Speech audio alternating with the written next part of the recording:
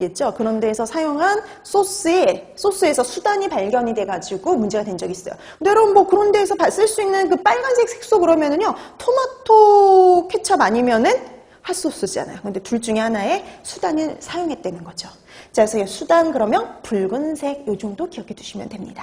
자, 그래서 주로는 요 두 가지가 주로 나오긴 하지만 얘네들도 간혹 보기로 나오기도 하니까 얘네들 이름까지 기억해 두시면 돼요. 자, 그래서 우리 염기성 탈을 색소로 황색이다 그러면 아우라민, 핑크색, 분홍색이다 그러면 로다민, B 이렇게 기억해 두시면 됩니다. 자, 그 다음에 세 번째 유해보존료 요거 들어와야 되죠? 유해보존료. 그럼 유해보존료 하면은요 방부제예요. 유해방부제.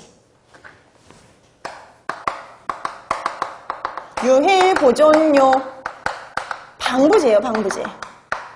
유해방부제. 그러니까 식품의 사용이 금지된 방부제 이 정도 생각하시면 되죠.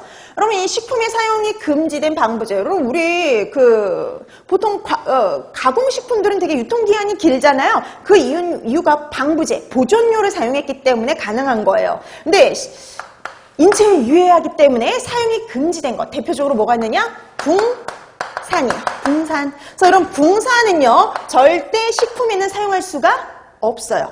그래서 얘는 뭐 방부라든지 그다음에 입촉감,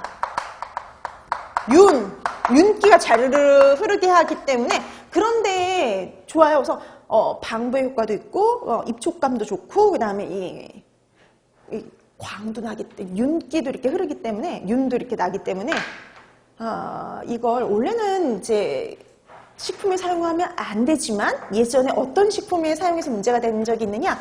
햄, 베이컨, 어묵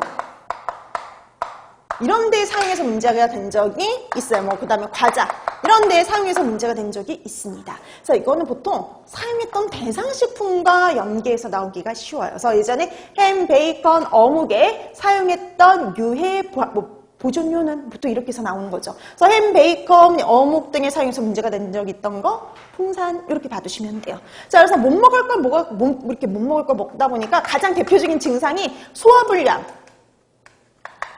식욕 저하 이런 것들이어서 구토. 그러니까 대표적인 증상들이 이런 거예요. 구토, 소화불량, 식욕 저하 등의 증상을 보인다라고 보시면 돼요. 그래서 예전에 햄, 베이컨, 어묵 등에 사용한 적이 있으며